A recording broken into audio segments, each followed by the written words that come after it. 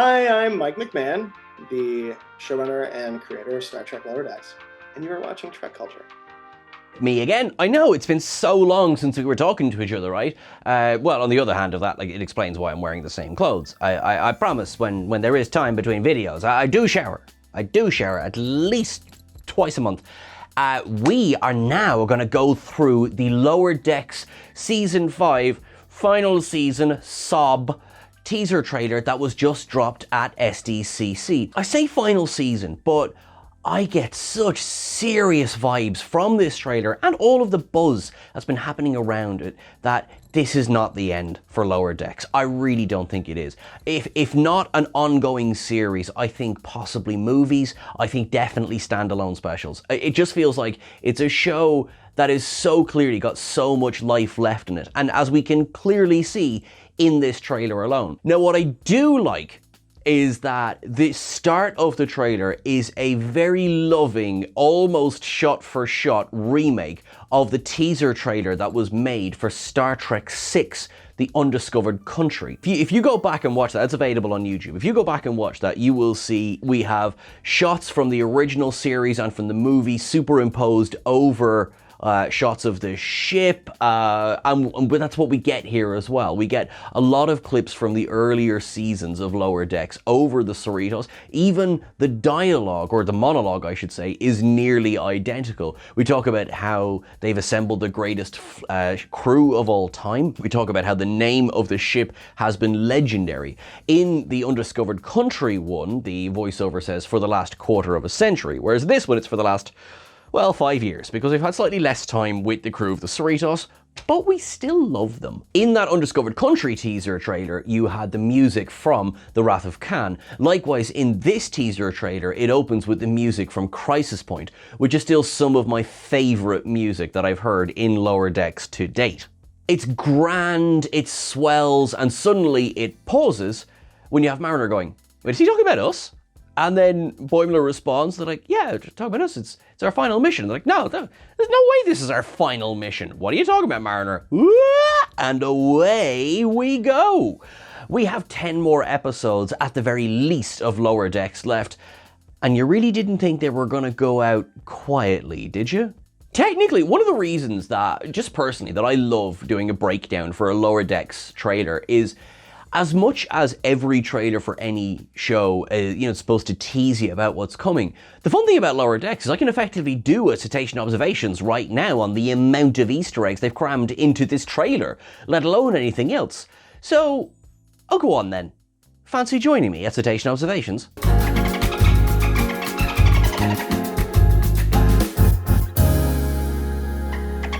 We get Mariner walking onto the bridge and she goes, "Oh, what, another quantum fissure? It's like the third one this month." And, kind of, oh no, portals to other dimensions. So the quantum fissure, obviously, we remember from the Next Generation episode Parallels, which is how Worf started hopping between different parallel dimensions. Here we see another Cerritos, or at the very least another California class ship. Okay, it's another Cerritos, facing off against them, and they're hailed. And what we get is Captain Becky Freeman. With her crew, you have a bearded Boimler sitting there at the start, clearly evil, stay away from him. A slightly longer-haired Ransom, a very longer-haired Shax, an effective Tin Man version of Rutherford, and T'Ana and Barnes, who look exactly the same. Kudos. I like it. I like it. I loved as well that as they were traveling through this fissure, everything went kind of wobbly and rainbow colored. Don't think I don't see what you're doing there, motion picture wormhole. I see you. I see you. Also, Such Sweet Sorrow Part 2 used the same. We like. Now, remember, of course, that Tendi finished last season on her way back to Orion, and it looks like we're going to jump straight into her story as well, because Tendi and D'Erica and their friend are sailing a ship through space. And I am here for it because I loved the Orion episodes from last season. I really, really did. So even if it's just the one that we get, I am totally here for it, because also we get a nice little surprise later on in the trailer as well for longtime fans. We see what looks like the beginning of the Klingon Rite of Ascension, which was first introduced in the Next Generation episode, The Icarus Factor. Basically, that's where we got the Klingon pain sticks from, which we see Boimler and Mariner getting jabbed with. What looks like a more fun moment then is when Ransom and Billups seem to be trying to convince Boimler to come on shore leave with them. Now, if you look in the background, you see what looks like a habitat that's hanging upside down, but in a dome. Looks-wise, I feel like this is inspired by Starbase 1, the version that we see in Strange New Worlds. I mean, in a perfect world, I would love Starbase 1 to still be hovering about. I mean, technically, it's not that long, 100 years and plus. But I mean, hey, it survived getting the absolute tar kicked out of it by the Klingons, so you never know. Now, while that's happening, Tendi, Mariner, and T'Lyn are being sent on a secret mission. For this, at a glance, you might think that they're Andorians with a tan, but no, they do seem to be made up to resemble you remember those classic aliens that were available when you bought the Mission to Gamma 6 box set that was available from Mego in 1975? You remember that one, right? Anyway, they look well. Chris tells me that they look like Earl from ToeJam and Earl. I've seen the picture.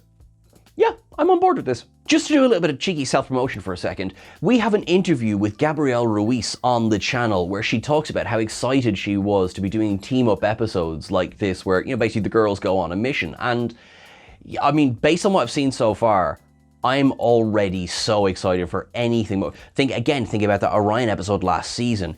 I really need more of these guys teaming up together so much. Now, speaking about teaming up, we have Mariner and Jennifer seem to have at least, well, no, I suppose buried the hatchet's a strong description. I mean, they hadn't really fallen out, they just broken up, but they're on some sort of hover golf cart, and it seems to be going out of control because it drives off the side of a building and they get thrown into a tree.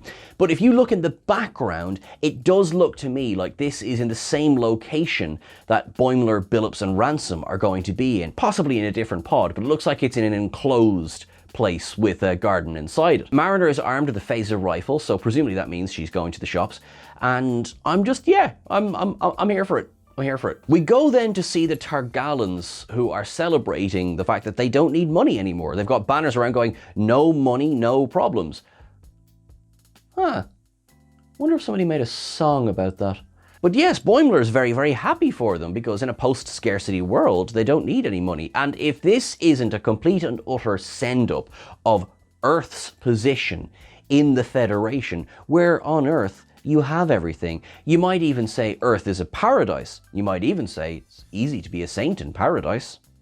We get a quick shot of Rutherford and Boimler sharing a toast, and frankly, I want one of these glasses. It's got shrimp, it's got lemon, it's got lime, it's got deltas. I don't know what deltas taste like, but I know I want this cocktail so much. Plus, they seem to be very happy by cheersing, so yeah, I choose to believe I'm part of this toast. Perhaps they're toasting Boimler surviving, because in the very next scene, Boimler in the most 80s ski uniform I've ever seen. Honestly, like we went and we looked back at the episode Angel 1, when Wesley was playing on the holodeck, when this whole thing about why was the snow, why did it go outside the holodeck? Anyway, it's not that one specifically. This seems to be quite a general 80s ski outfit. We double checked. It's not the Ned Flanders one that makes him feel like he's wearing nothing at all. Nothing at all. Nothing at all. No, it seems to be just standard. It also looks like Boimler, perhaps unsurprisingly, has gone off the ski route, because if you look just above him, it's got that orange work site tape that looks like it's been broken, and he looks like he's skied past a sign. And I bet that sign said, "Boimler, why are you doing this? You know you're just going to get hurt." And by the looks of things, he's going to get hurt. One of my favorite moments from this trailer is you've got Freeman, you've got Mariner, you've got Boimler, you've got Rutherford, and you have got Ransom, and they are head to toe in decon gel. And Ransom's like, "Oh yeah, that's the stuff right there." The decon gel in Enterprise was a choice. It's become such a part of the show now that now I love it. I remember watching Broken Bow back in the day going, wow, so they're going for sex cells. Okay, I'm behind them. I can do that. Yeah, now I kind of want a tub of decon gel. Very happy to see that Miggly Moo is back for this season. It wouldn't felt right without him. And then we get a nice big surprise. So for fans of the animated series, one of the OG Pirates of Orion appears shooting at Tendi. I feel like Tendy's probably going to come out on top, but it's still nice to see them again. We get quite the hero shot of T'Lyn, Jennifer, Mariner, Tendi and Rutherford bursting through a door. While meanwhile, in a slightly less heroic pose, you've got Boimler, Billups and Ransom coming up from underwater, where if you look in the background, I think they might have had a bit of an accident on a water slide.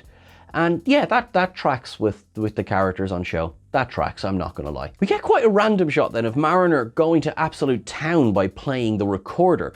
Now anyone who went to school this side of the pond probably was threatened with having to learn the recorder at some point in their life. So yeah, that was a triggering memory. And I can understand why everyone else seems to be drinking Romulan ale. I wonder what she was playing.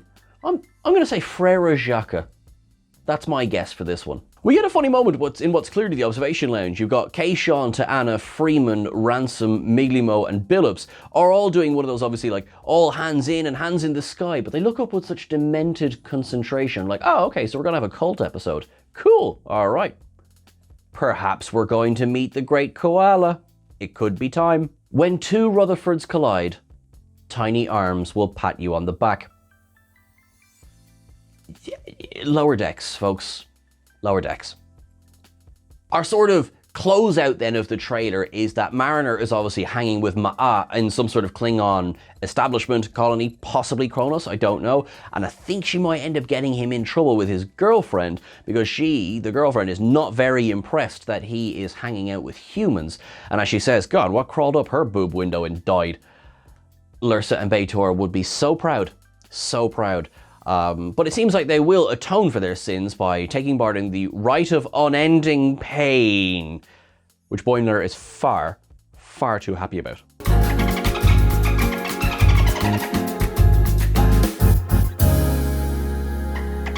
That is almost everything. The big reveal is that October the 24th is the premiere date for Star Trek Lower Decks. We don't know as yet if it's going to be a double premiere, much like season 4 did, or if it's going to be a straightforward, just a single episode dropping. Obviously, as soon as we know, we will let you know. Thank you so much for watching along. What are you most excited about? What are you...